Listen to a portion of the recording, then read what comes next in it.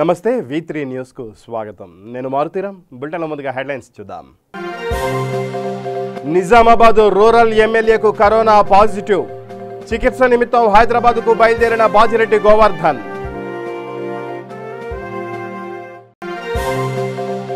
Telangana model స్కూల్లో తరగతి గదులను ప్రారంభించిన శాసనసభ్యులు.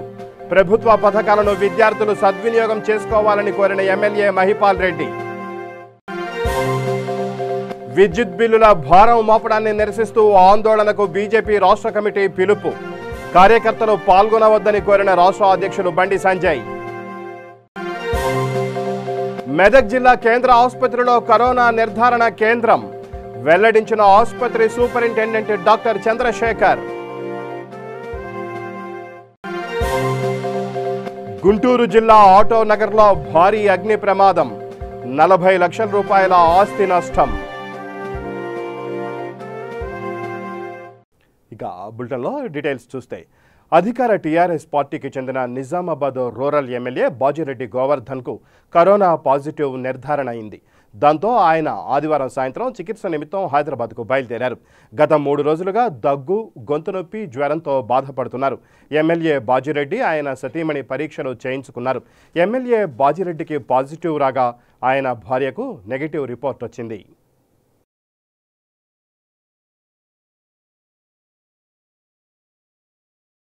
పటాన్చెరు నియోజకవర్గం బొల్లారం మున్సిపల్ పరిధిలోని తెలంగాణ మోడల్ స్కూల్లో నూతనంగా నిర్మించిన అదనపు తరగతి గదులను పటాన్చెరు శాసనసభ్యులు గూడెం మహిపాల్ రెడ్డి ప్రారంభించారు.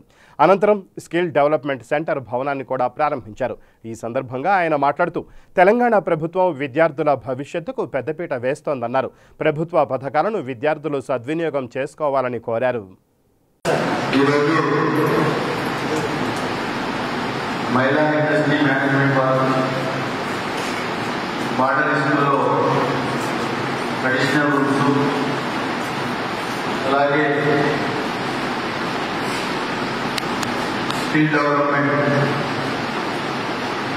₹1,00,000 నోటు కంప్లీట్ చేసి మనకు హ్యాండ్ ఓవర్ చేయడం జరిగింది. వారి మేనేజ్మెంట్కు ఇక్కడికి వచ్చిన మల్లికార్జున గారికి, సత్యనారాయణ గారికి, మోడల్ స్కూల్ డిఓ గారికి, ప్రిన్సిపల్ గారికి, స్థానిక నాయకులందరికీ, పాల్గొన్న ప్రతి ఒక్కరికి, పత్రికా సోదరులకు ధన్యవాదాలు. మహిళా వారు వారి నియోజకవర్గంలో చాలా అభివృద్ధి కార్యక్రమాలకు సహకరిస్తా ఉన్నారు. మొన్ననే పట్టణంలో స్పోర్ట్స్కు సంబంధించిన గ్రౌండ్ డెవలప్మెంట్ కానీ, స్పోర్ట్స్ బిల్డింగ్ కానీ దానికి ₹1,00,000 ఇవ్వడం జరిగింది. అలాగే మైనారిటీ మహిళా బిల్డింగ్ మీద అక్కడికి ₹1,00,000 ఇవ్వడం జరిగింది. ఏది ఏమైనా సరే సిఎస్ఆర్ పనులు ప్రభుత్వ పనులు ప్రతి ఒక్కటి చేయలేము కాబట్టి మన ప్రాంతంలో పరిశ్రమలు ఉన్నాయి. అందరూ సహకరించి ఈ ప్రాంతంలో ఉన్న అభివృద్ధి కార్యక్రమాలకు మహిళా మేనేజ్మెంట్తో సహా అంతా మేనేజ్మెంట్ వారికి సహకరించాలని చేస్తూ ఈ కార్యక్రమంలో పాల్గొన్న మహిళా మేనేజ్మెంట్, అధికారులు, ప్రజాప్రతినిధులు, పత్రికా సోదరులకు ధన్యవాదాలు. ప్రజలపై ప్రభుత్వం అడ్డగోలుగా విద్యుత్ బిల్లుల భారం మోపడాన్ని నిరసిస్తూ బీజేపీ రాష్ట్ర కమిటీ ఆందోళనకు పిలుపునిచ్చింది. ఈ క్రమంలో సోమవారం హైదరాబాద్లోని విద్యుత్ సౌధతో పాటు అన్ని జిల్లా కేంద్రాల్లోనూ ధర్నాలు నిర్వహించనున్నారు. ఉదయం 11 గంటలకు హైదరాబాద్తో పాటు జిల్లా కేంద్రాల్లో ధర్నాలు నిర్వహించాలని బీజేపీ రాష్ట్ర అధ్యక్షులు బండి సంజయ్ పిలుపునిచ్చారు. విద్యుత్ సౌధ ముందు ఆందోళనలో ఆయన పాల్గొననున్నారు. పార్టీ రాష్ట్ర కోర్ కమిటీ నాయకులు జిల్లాల్లో జరిగే ధర్నాలో జిల్లా అధ్యక్షులు ఈ ఆందోళనలో పాల్గొననున్నారు. లాక్డౌన్ నిబంధనలు పాటిస్తూ శాంతియుతంగా నిరసన తెలపనున్నట్లు సంజయ్ ఈ సందర్భంగా స్పష్టం చేశారు.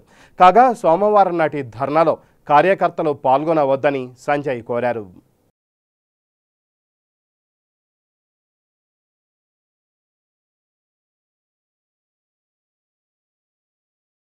నాగర్ కర్నూలు జిల్లా కొల్లాపూర్ పట్టణంలోని 11వ వార్డులో మోడీ సందేశ్ కార్యక్రమాన్ని ప్రారంభించారు.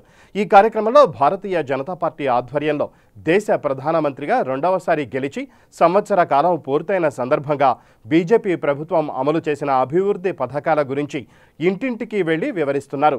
కొల్లాపూర్ పట్టణంలో ప్రధానమంత్రి లేఖను ఇంటింటికి చేరవేసే కార్యక్రమంలో నాగర్ కర్నూలు బీజేపీ జిల్లా అధ్యక్షులు, Kollapur BJP party in-charge Eleni Sudhakar Rao, BJP party Nagarkurnool జిల్లా అసెంబ్లీ కన్వీనర్ శేఖర్ గౌడ్, సత్యనారాయణ గౌడ్, సంధు రమేష్ పాల్గొన్నారు.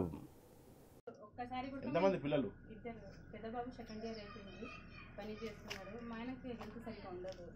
మా మామయ్య ఒక్కసారి కూడా బ్యాంకులో లోన్ తీసుకోలేదు, ఎవరి కాడ ఒక ఇది పైసలు తీసుకోలేదు. మేము కష్టం చేసి మేము బతుకుతున్నాం, కానీ ఒకటి ఇల్లు లేదని కనీసం ఒక ఫ్లాట్ అయినా ఏడైనా గవర్నమెంట్ దిక్కు నుంచి ఇప్పిస్తే చాలా బాగుంటుంది సార్. మీరు అందరికీ చాలా హెల్ప్ చేసిండ్రు, పిల్లలకు చదివించిండ్రు, అన్నీ చేసిండ్రు. మీరు హెల్ప్ చేస్తారని మీరంటే చాలా అభిమానం సార్ మాకు. తప్పకుండా మీ కష్టాలు పంచుకుంటాం మేము.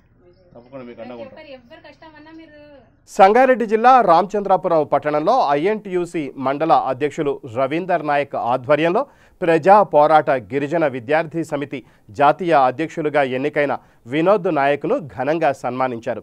ఈ సందర్భంగా ఆయన మాట్లాడుతూ రామచంద్రపురంలో వెనకబడిన గిరిజన ప్రజలకు తన వంతు సహాయం చేస్తానని హామీ ఇచ్చారు. బలహీన వర్గానికి చెందిన గిరిజన ప్రజలకు ప్రజాప్రతినిధులు, అధికారుల నుండి ఎటువంటి సహాయ సహకారం అందడలేదని తెలియజేశారు. ఇకనైనా అధికారులు స్పందించి ఇళ్లు లేని గిరిజనులకు తక్షణమే డబుల్ బెడ్రూమ్ ఇండ్లు అందజేయాలని ప్రభుత్వాన్ని కోరారు. ఈ కార్యక్రమంలో బంజారా సేవాలాల్ సంఘం అధ్యక్షులు పాండు నాయక్ తదితరులు పాల్గొన్నారు. వినోద్ నాయక్, గిరిజన విద్యార్థి ప్రజా పోరాట సమితి జాతీయ అధ్యక్షులుగా ఎన్నికైనందుకు నాకు ఈరోజు ఘనంగా సత్కారం సన్మాన కార్యక్రమం జరిగింది. మన రవీంద్ర నాయక్ ఆధ్వర్యంలో ఈరోజు అలసిపురంలో భారీ ఘనంగా చేయడం జరిగింది. ఎందుకంటే మన జాతిని ముందుకు తీసుకెళ్తామని, మన చిన్న స్థాయి నుంచి పెద్ద స్థాయి వరకు మన అందరినీ ఐక్యం చేస్తామని, మన గిరిజన ప్రజలకు ముందుకు తీసుకెళ్తానని నాకు ఈరోజు ప్రతి ఒక్క అందరికీ ధన్యవాదాలు తెలుపుతూ నేను ముగిస్తున్నాను. జై శివలాల్, జై బంజారా. గిరిజన విద్యార్థి ప్రజా పోరాట సమితి జాతీయ అధ్యక్షుడిగా ఎన్నికైనందుకు మాకు మా బంజారా సంఘం నుంచి తరఫున మా రవీంద్ర నాయక్ ఆధ్వర్యంలో ఈరోజు మా అలసిపురంలో మా ఘనంగా సన్మాన కార్యక్రమం జరిగింది. ఎందుకంటే ఈయన వ్యక్తి చిన్న వయసులో ఏమో కానీ ఇంత పెద్ద స్థాయికి ఎదగాలని, మన అందరికీ ముందు తీసుకుపోవాలని నాకు కోరడం జరిగింది. తప్పకుండా వాళ్ళకు అందరికీ నేను తప్పకుండా ముందుకు తీసుకుపోతానని అందరినీ కోరడం జరుగుతుంది. జై శివలాల్, జై బంజారా. రామచంద్రాపురం మండలంలో జాతీయ అధ్యక్షుడైన గిరిజన ముద్దుబిడ్డ వినోద్ కుమార్ నాయక్ గారికి జాతీయ అధ్యక్షుడిగా ఎన్నికబడినందుకు గాను అతనికి ఘనంగా సన్మానం చేయడం జరిగింది. అదేవిధంగా ఈ రామచంద్రపురంలో మినిమం 950 మంది 980 మంది వరకు గోర్ బంజారా మనుషులు ఉంటారు. కాబట్టి వాళ్ళను కూడా దృష్టిలో పెట్టుకొని వాళ్ళందరికీ చేదోడుగా వాదోడుగా అందరూ మనమే అనుకొని మన జాతికి న్యాయం చేయాలని చెప్పేసి కోరుకుంటూ, అలాగే వాళ్ళందరినీ ముందు తీసుకెళ్లాలని చెప్పేసి కూడా కోరడం జరుగుతుంది. ఇది ఏ విధంగా చూసినా కూడా ఇక్కడ వాళ్ళకు ఇల్లు స్థలాలు కానీ ఏ విధంగామైన వాళ్ళకి సాయం కానీ ఇతర నాయకులు కానీ ఎవరు చేయడం జరుగుతలేదు. కాబట్టి జాతీయ అధ్యక్షుడిగా ఉన్నారు కాబట్టి వాళ్ళని దృష్టిలో ఉంచుకొని వాళ్ళకి ఏదన్నా దారి చూపిస్తారని చెప్పేసి మేము కోరడం జరుగుతుంది. చేయాలని చెప్పేసి కూడా మనస్ఫూర్తిగా మేము కోరుతున్నాము. అలాగే వచ్చిన దానికి ఇక్కడ మా మాటల్లో మరణించి వచ్చిన దానికి మీకు కూడా ధన్యవాదాలు తెలుపుతూ జై శివాల. మెదక్ జిల్లా కేంద్ర ఆసుపత్రిలో ఏర్పాటు చేసిన కరోనా నిర్ధారణ కేంద్రంలో 3 రోజుల్లో టెస్టింగ్ ప్రారంభమవుతుందని ఆసుపత్రి సూపరింటెండెంట్ డాక్టర్ చంద్రశేఖర్ తెలిపారు.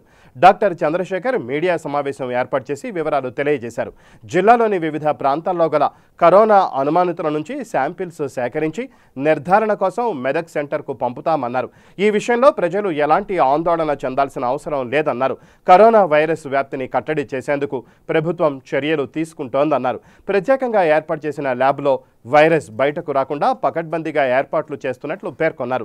ఈ సమావేశంలో వైద్యులు శివదయాల్, చంద్రశేఖర్, జిల్లా సర్వేలైన్ అధికారి నవీన్ కుమార్ తదితరులు పాల్గొన్నారు.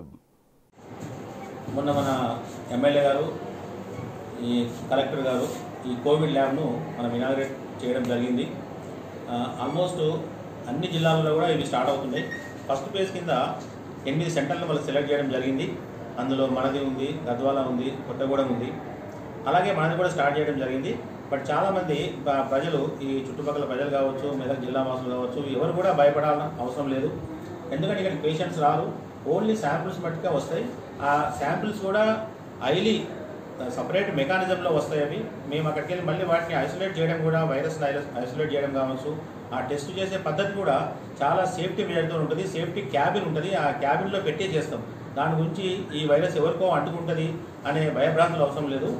దీన్ని అందరూ గమనించాలి. ఇప్పుడు మన హాస్పిటల్ కూడా కోవిడ్ వార్డు స్టార్ట్ అవ్వడం జరిగింది. అందులో 15 బెడ్స్ ఉన్నాయి.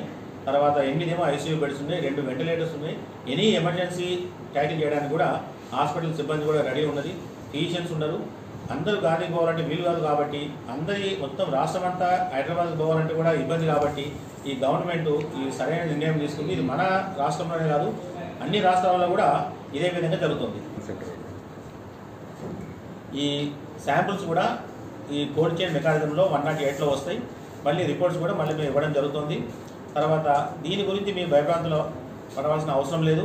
At same time social distance, అవసరం లేకుండా తిరగడము, ఈ శానిటేషను, మాస్క్ పెట్టుకోవడం, అదొక్కటే మెకానిజం. అందరికీ, డాక్టర్లకైనా, మీకైనా, ఎవరికైనా కూడా అది కంపల్సరీ పాటించాలి. మీరందరూ సేఫ్గా ఉంటేనే మేము సేఫ్గా ఉంటాం. ఎస్పెషల్ మా దగ్గరికి వస్తారు. మీది మాకు అంటుకోవడానికి ప్రభుత్వం చాలా వరకు కట్టడికి చర్యలు తీసుకుంటుంది, ఇంకా తీసుకుంటుంది. మీరు ప్రభుత్వానికి కానీ, ఈ గవర్నమెంట్ ఆఫీసర్స్ కానీ ప్రజలంతా కోఆపరేట్ చేయాలి. ఎస్ఎఫ్ఐ జిల్లా కార్యదర్శి పడాల శంకర్, కార్యదర్శులు సాయి, వెంకటేష్ ఆధ్వర్యంలో చెగువేర 92వ జయంతి సందర్భంగా కుషాయిగూడ పోలీస్ స్టేషన్లో ఎస్ఐ మదన్ లాల్ మొక్కలు నాటారు. ఈ సందర్భంగా ఎస్ఐ మదన్ లాల్ మీడియాతో మాట్లాడుతూ తనకు మొక్కలు నాటడం అంటే చాలా ఇష్టమని తెలిపారు. చెగువేర జయంతి సందర్భంగా విద్యార్థి సంఘాల నాయకులు పోలీస్ స్టేషన్లో మొక్కలు నాటడం చాలా మంచిదని ప్రశంసించారు. సమ్మర్కి మనకు ఇది పచ్చడి పెట్టుకోవడానికి కావాలి. నీళ్ళు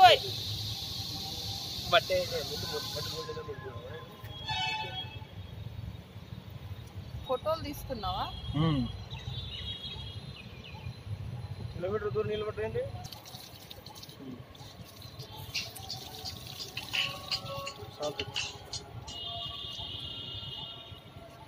72వ జయంతి సభలు దేశవ్యాప్తంగా భారత విద్యార్థి ఫెడరేషన్ ఎస్ఎఫ్ఐ నిర్వహిస్తుంది.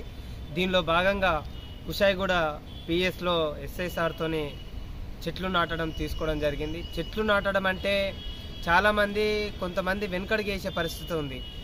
చెట్లు నాటడంతో కూడా ప్రపంచాన్ని మార్చడానికి ఒక ముందుకు తీసుకెళ్తుందని. ఎందుకంటే ఇప్పుడున్నటువంటి పెట్టుబడిదారు సమాజంలో పెట్టుబడిదారులు పొల్యూషన్తోని, ప్రపంచం రసాయనాలతోని ప్రపంచాన్ని చెడగొట్టే విధంగా ఈరోజు పెట్టుబడిదారులు తయారవుతున్నారు. కాబట్టి ఈ చెట్టు నాటే కార్యక్రమం వల్ల ఈ పొల్యూషన్ని హరికట్టొచ్చు. అంటే పెట్టుబడిదారుకి వ్యతిరేకంగా కూడా పోరాటానికి ముందుకు తీసుకెళ్ళవచ్చు. అంతేకాకుండా చేగువేర స్ఫూర్తి అంటే ప్రపంచాన్ని మార్చడానికి ఆయుధాలు లేకపోతే పోరాటాలే కాదు, ప్రేమతోని కూడా ప్రపంచాన్ని మార్చుతూ, ప్రేమ మరియు విప్లవం మాత్రమే ప్రపంచాన్ని మారుస్తుందని చేగువేర తన జీవితాన్ని త్యాగం చేస్తూ వివరించాడు. కాబట్టి చేగువేర స్ఫూర్తిని ముందుకు తీసుకెళ్లాలని ఎస్ఎఫ్ఐ మేడ్చల్ మల్కాజ్గిరి జిల్లా తరపున తెలియజేస్తున్నాం. తన కుటుంబ ఆర్థిక పరిస్థితి బాగాలేదని డబుల్ బెడ్రూమ్ ఇల్లు లేదా ఏదో ఒక విధంగా తనను ఆదుకోవాలని సేవాలాల్ ఉత్సవ కమిటీ రాష్ట్ర అధ్యక్షులు అశోక్ రాథోడ్ ఆవేదన వ్యక్తం చేశారు. నల్గొండ జిల్లా దేవరకొండ నియోజకవర్గంలోని చింతచెట్టు తండాలో గిరిజన నిరుపేద కుటుంబానికి చెందిన హనుమంతు నాయక్ కుటుంబాన్ని మాజీ ఎంపీ రవీంద్ర నాయక్ సూచనల మేరకు అశోక్ రాథోడ్ ఆ కుటుంబాన్ని పరామర్శించి ధైర్యం కల్పించారు. ఈ సందర్భంగా హనుమంతు నాయక్ కుటుంబానికి నిత్యావసర వస్తువులు అందించారు. వారికి తోడుగా ఉంటామని హామీ ఇచ్చారు. నల్గొండ జిల్లా ప్రజల చిరకాల ఆకాంక్ష ఫ్లోరైడ్ సమస్య తీర్చడానికై చేపట్టిన ప్రాజెక్ట్ గత 10 సంవత్సరాలైనా ఇంకా పూర్తి చేయలేదని, తక్షణమే కేంద్ర రాష్ట్ర ప్రభుత్వాలు చొరవ చూపి ప్రాజెక్టు పూర్తి చేయాలని విజ్ఞప్తి చేశారు. మీడియా మిత్రులందరికీ నమస్కారం. దేవరకొండ నియోజకవర్గంలోనే చింతచెట్టు తండకు నివసించిన మన హనుమంతు నాయక్ గారి కుటుంబానికి పరామర్శించి వారి కుటుంబ పరిస్థితులను పరామర్శించి వారికి మాజీ మంత్రివర్యులు బంజారా గాంధీ అయినటువంటి రవీంద్ర నాయక్ గారి సలహా మేరకు ఈరోజు ఆ కుటుంబానికి తోడుగా ఉంటూ మన వంతుగా సహాయం చేయడం జరిగింది. అయితే కొద్ది రోజుల క్రితమే ఏదైతే మన హనుమంతు నాయక్ గారి వారి బాధలను చెప్పుకోవడానికి మన ముఖ్యమంత్రి గారు కేసీఆర్ గారి కాన్వాయ్ని అడ్డుకోవడం జరిగింది. అడ్డుకున్నందుకు వారి కుటుంబాన్ని బంగారు తెలంగాణలో బంజారాల బతుకు ఆగం చేసిన సారు కారు సర్కారు. ఈరోజు హనుమంతు నాయక్ గారి కుటుంబాన్ని రోడ్డు మీద పడేసిన కేసీఆర్ కేవలం విన్నతి పత్రాన్ని సమర్పించడానికి మన కేసీఆర్ గారి దగ్గరికి వెళ్తే ఈరోజు ఆ కుటుంబం మొత్తం వీడుకోలు చెప్పే పరిస్థితిలో దిగజారింది. అంటే ఒక పై చదువులు చదివినప్పటికీ, ఒక ఉద్యమకారుడిగా ఉన్నప్పటికీ ఆ కుటుంబానికి పోషించుకోలేక కేసీఆర్ సార్ దగ్గరికి వెళ్తే నాకు నిజంగా న్యాయం జరుగుతుంది, శతకోటి ఆశలతో ఇంతకంటే మంచి గొప్ప అభిమానుడు ఎవరుంటారా? తన గుండెలపై కేసీఆర్ అనే పేరు రాపించుకొని శతకోటి ఆశలతో ఆ కోరికలు, ఆ బాధలు, ఆ కష్టాలు నెరవేరుస్తాయని అనుకున్నప్పటికీ ఈరోజు మన తెలంగాణ రాష్ట్ర ముఖ్యమంత్రి ఆ కుటుంబానికి సరైన బుద్ధి చెప్పించి రోడ్డు పాలు చేసిండు. అయితే ఈరోజు ఎవరు ప్రశ్నించినా, ఎక్కడ ప్రశ్నించినా తెలంగాణ రాష్ట్రంలో ప్రశ్నించే గొంతు నొక్కేస్తున్నారు. ఇక్కడ ప్రశ్నించేవాడిని అక్కడ ప్రభుత్వం సహకరించదు. ప్రభుత్వం సహకరించే వాడిని పనులు చేతగావు. ప్రభుత్వంలో ఉన్నప్పటికీ పనులు చెయ్యరు. ఇవంతా ఎట్లుందంటే కేసీఆర్ గారి పరిపాలన దొరల పరిపాలన.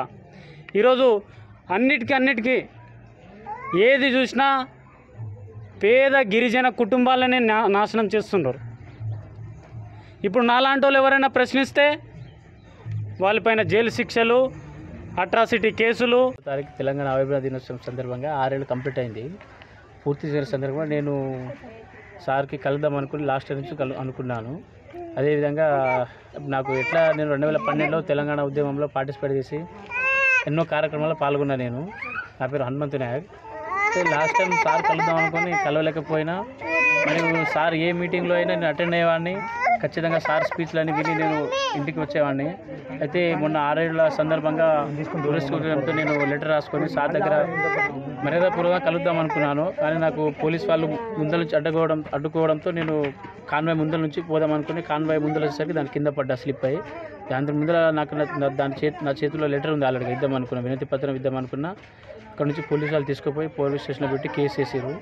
కేసు వేసిన తర్వాత ఒక 1 డే నుంచి మళ్ళీ బయట తీస్తే మళ్ళీ ఒక 5 డేస్ క్రితం మొన్న నేను డిజాస్టర్లో డ్రైవర్గా చేస్తున్నాను, టెంపరీ డ్రైవర్గా.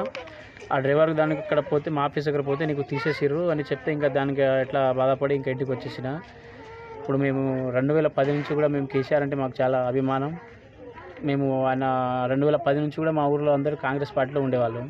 2014 ఎలక్షన్ టైంలో కూడా మా ఇక్కడ కాన్స్టిట్యూషన్లో టీఆర్ఎస్ ఓడిపోయింది. కానీ దానికన్నా ముందు నుంచి నేను టీఆర్ఎస్ పార్టీలో చాలా వ్యక్తులకు ఇక్కడ అందరికీ నేను మోటివేషన్ చేసేవాడిని. ఇట్లా కేసీఆర్ వస్తే మనకి చాలా అభివృద్ధి ఉంటుంది, మనకి జాబులు వస్తాయని, మళ్ళీ వాటర్ వస్తాయి. ఇక్కడ నల్గొండ ఫ్లోరైడ్ ప్రాంతం కాబట్టి వాటర్ వస్తాయి, మనకి మంచి భవిష్యత్తు బాగుంటుందని మేము అందరికీ నేను ఎక్స్ప్లెయిన్ చేసేవాడిని, మోటివేషన్ చేసి. సంగారెడ్డి జిల్లా జిన్నారావు మండలం కాజీపల్లి గ్రామంలో సర్పంచ్ సత్యనారాయణ ఆధ్వర్యంలో ఏర్పాటు చేసిన కార్యక్రమంలో 100 మంది రైతులకు వరి విత్తనాలు, ఎరువుల బస్తాలను ఎమ్మెల్యే గూడెం మహిపాల్ రెడ్డి పంపిణీ చేశారు. ఈ సందర్భంగా ఎమ్మెల్యే మహిపాల్ రెడ్డి మాట్లాడుతూ రైతులకు తన సొంత నిధులతో సర్పంచ్ సత్యనారాయణ విత్తనాలు పంపిణీ చేయడం హర్షణీయమన్నారు. కాజీపల్లిలో ఇండస్ట్రీ దరిదాపుల్లో కొద్దిగా అంత వ్యవసాయం ఉన్నట్టున్నది, అంతేనా? 150 ఎకరాలు ఉందమ్మా. అంతే, 150 నుంచి 200 ఎకరాలు ఉన్నది. దానిలో వ్యవసాయం చేసుకోవడానికి ఆలోచన చేస్తున్నటువంటి సమయంలో, ఈ కరోనా ఇబ్బందులు పడుతున్న సమయంలో మనం గిట నియోజకవర్గ స్థాయిలో కందులు ప్రభుత్వం ఇస్తున్నటువంటి ఒక సూచనల సలహాలను పాటిస్తూ రైతులు నష్టపోకుండా లాభసాటిగా పంటలు పండించుకొని అమ్ముకోవడానికి సూచనలు ఇస్తా ఉంది ముఖ్యమంత్రి గారు. సన్న రకం వడ్లు, పత్తి, మన కందులు నియోజకవర్గం స్థాయిలో అగ్రికల్చర్ అధికారుల అంచనా ప్రకారంగా 113 క్వింటాల కందులు 12 లక్షల రూపాయలు పెట్టి తెచ్చి వాళ్ళకి ఇవ్వడం జరిగింది. సత్యనారాయణ గిట ఆయన ఇంతకుముందు చెప్పిన మాటల్లో ఉడతా భక్తి సాయంగా ఒక ఫర్టిలైజర్ సంచి, ఒక ఎకరాకు సరిపోను సన్న ఒడ్ల రకం విత్తనాలు పంపిణీ చేస్తున్నందుకు నేను సత్యనారాయణ గారికి పూర్తిగా ధన్యవాదాలు తెలియజేస్తూ, రాజన్న సిరిసిల్ల జిల్లా ఎల్లారెడ్డిపేటలో తల్లిదండ్రులను కోల్పోయి అనాథలుగా మిగిలిన కొర్రి సోని ప్రవీణ్లకు ఎస్పీ రాహుల్ హెగ్డే అండగా నిలిచారు. గత కొన్ని రోజుల క్రితం తల్లిదండ్రులు అనారోగ్యంతో మృతి చెందగా సోని ప్రవీణ్లు అనాథలుగా దీనస్థితిలో జీవనం సాగిస్తున్నారు. కొందరు ఈ విషయాన్ని ఎస్పీ రాహుల్ హెగ్డే దృష్టికి తీసుకెళ్లగా ఎస్పీ స్పందించి అనాథలకు 50,000 రూపాయల చెక్కును మరియు క్వింటాల్ బియ్యాన్ని, దుస్తులను అందజేశారు. ఏ సహాయం అవసరమైనా తమకు సమాచారం ఇవ్వాలని తెలిపారు. ఈ కార్యక్రమంలో డీఎస్పీ చంద్రశేఖర్, ఎస్ఐ వెంకటకృష్ణ పాల్గొన్నారు.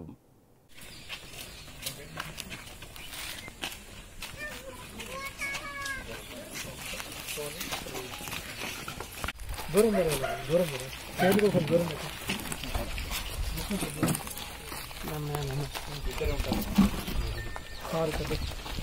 చెప్పండి.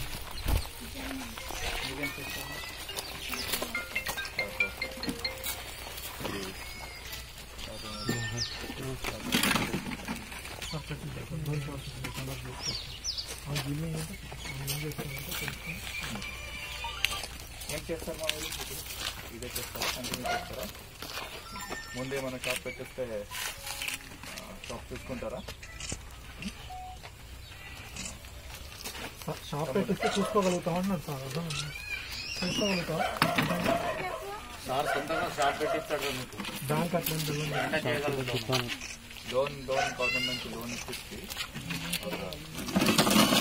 మీకు చెప్పిస్తాం. మీరు చూసుకోగలరా? తమ్ముడా ఏం చేస్తారు? బ్లైండ్ షాప్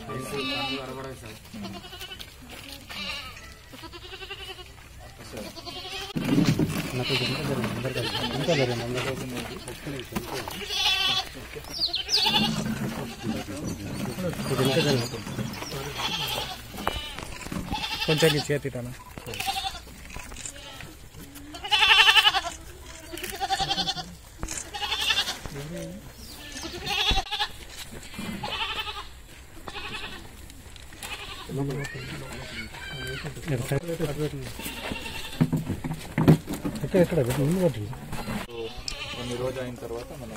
అన్ని దానాల కన్నా విలువైన రక్తదానంతో మనిషి ప్రాణాలు నిలబెట్టవచ్చునని గుంటూరు జిల్లా రేపల తహసీల్దార్ విజయశ్రీ అన్నారు. ప్రపంచ రక్తదాతల దినోత్సవం సందర్భంగా ఇండియన్ రెడ్ క్రాస్ సొసైటీ ఆధ్వర్యంలో ఏర్పాటు చేసిన రక్తదాన శిబిరాన్ని తహసీల్దార్ ప్రారంభించారు. తొలుత బ్లడ్ గ్రూప్ కనుగొని మానవాళి మనుగడకు దోహదపడిన నోబెల్ ప్రైజ్ గ్రహీత కార్ల్ ల్యాండ్ స్ట్రైనర్ జన్మదినం సందర్భంగా ఆయన చిత్రపటానికి పూలమాలలు వేసి నివాళులు అర్పించారు. యువత స్వచ్ఛందంగా రక్తదానం చేసేందుకు ముందుకు వచ్చి ఇతరుల ప్రాణాలను కాపాడాలని తహసీల్దార్ విజయశ్రీ పిలుపునిచ్చారు. ఈ కార్యక్రమంలో రెడ్ క్రాస్ సొసైటీ కార్యదర్శి డాక్టర్ వసంతం వీరరాఘవయ్య తదితరులు పాల్గొన్నారు. శ్రీదేవ్ ఆ వెనకాల కట్టిన లాగా ఫోటో రావట్లేదు, కిందికి దించేసి. ఓకే చాలు చాలు.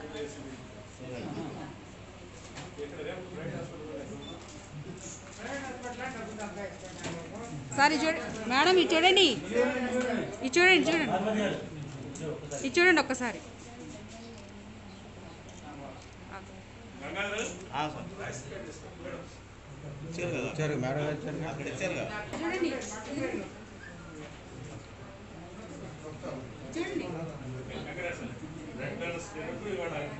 చూడండి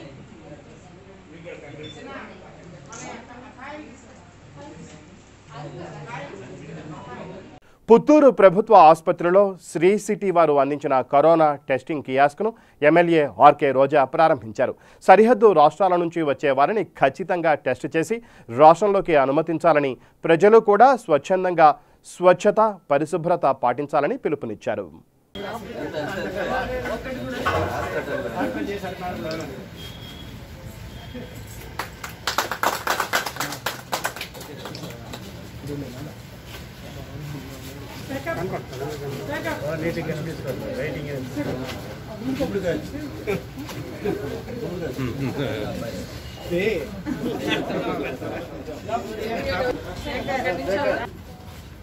కానీ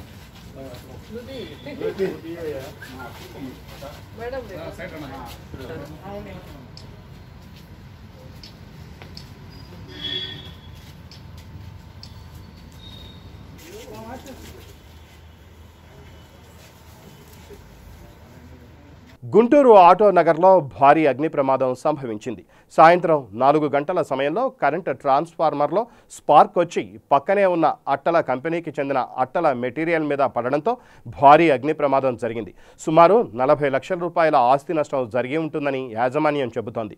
లాక్డౌన్ కారణంగా లారీలు దొరక్క అట్టల స్టాక్ పెద్ద మొత్తంలో నిలిచిపోయింది. ఈ ఘటనలో ఎటువంటి ప్రాణ నష్టం జరగలేదు.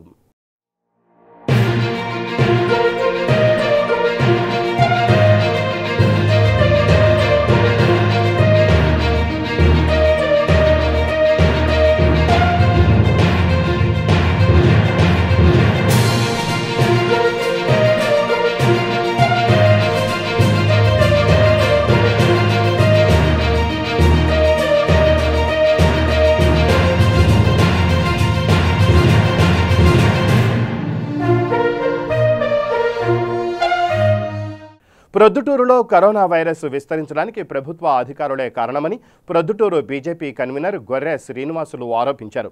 లాక్డౌన్ సమయంలో కొంతమంది ప్రభుత్వ అధికారులు పూర్తి నిర్లక్ష్యంగా వ్యవహరించారని, పెద్ద ఎత్తున అవినీతికి పాల్పడి ప్రజల ప్రాణాలను బలి తీసుకునే పరిస్థితులు తీసుకువచ్చారని మండిపడ్డారు. ఇటీవల ప్రొద్దుటూరు పట్టణంలోని నడింపల్లి వీధిలో ఒక వ్యక్తికి ఆరోగ్యం బాగాలేక ప్రభుత్వ ఆసుపత్రికి వెళితే అతనికి కరోనా లక్షణాలు ఉండడంతో పరీక్షించిన వైద్యులు క్వారంటైన్కు పంపకుండా ఇంటికి పంపించారని, అయితే 2 రోజులు గడిచిన తర్వాత సదరు వ్యక్తి మరణించాడని అన్నారు. ప్రొద్దుటూరులో జరిగే అన్ని విషయాలు జిల్లా అధికారులకు కూడా తెలుసని, అయితే వారు కూడా పట్టి పట్టనట్లు ఉండడం బాధాకరమన్నారు. ఎత్తివేస్తే ఇద్దరు కూడా సౌకర్యంగా సౌలభ్యంగా జీవిస్తారని చెప్పేసి అంచనా వేసింది. రాష్ట్ర ప్రభుత్వాలు కూడా అదే ఆలోచన చేసినట్టుగా భావిస్తూ ఉన్నారు.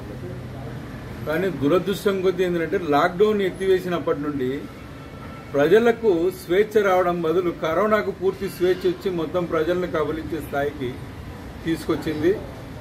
ఈ 10-15 రోజుల్లోనే విపరీతంగా కరోనా కేసులు పెరగడం జరిగింది. ఇట్లాంటి పరిస్థితుల్లో జాగ్రత్తలు ఎక్కువ తీసుకోవాల్సిన పరిస్థితుల్లో కూడా ప్రొద్దుటూరు నియోజకవర్గంలో మరింత అసమర్థత దారి తీసుకునింది. కారణం ఏమంటే కరోనా సమయంలో ప్రతి వీధికి 2 వైపులా గ్రిల్లుతో గేట్లు ఏర్పాటు చేసి ప్రజలను తిరగనీయకుండా నిర్బంధించిన సందర్భంలో ఆ గ్రిల్లులు ఇద్దరికి కాంట్రాక్ట్ ఇవ్వడం జరిగింది. ఒకరికి 11 లక్షలు, మరొకరికి మిగతా డబ్బులు ఓవరాల్గా 17-18 లక్షల రూపాయలు. ఇది అర్బన్ ఏరియాలో మున్సిపాలిటీ నుంచి వాళ్ళకు నిధులు విడుదల చేసి ఆ డబ్బులు వాళ్ళకి ఇవ్వాల్సి ఉంటే మున్సిపల్ కమిషనర్ గారు సాక్షాత్తు మేము ఇచ్చేది లేదు, మాకు సంబంధం లేదని పోలీస్ శాఖకు తెలియజెప్పడంతో ఆ కాంట్రాక్టర్లు విలవిలలాడుతూ ఉన్నారు. ఇటు పోలీసు శాఖ పోయి ఎమ్మెల్యేని రిప్రజెంట్ చేస్తే కరోనా లాక్డౌన్ పీరియడ్లో మీరు సంపాదించుకున్నారు కదా ఆ డబ్బుల్లో తీసి ఇవ్వండి అని చెప్పేసి అతను మాట్లాడినట్లుగా మాకు ప్రజలలో అక్కడక్కడ. ఇక బులెటిన్ ముగించే ముందు హెడ్లైన్స్ మరోసారి. నిజామాబాద్ రూరల్ ఎమ్మెల్యేకు కరోనా పాజిటివ్. చికిత్స నిమిత్తం హైదరాబాద్కు బయలుదేరిన బాజిరెడ్డి గోవర్ధన్.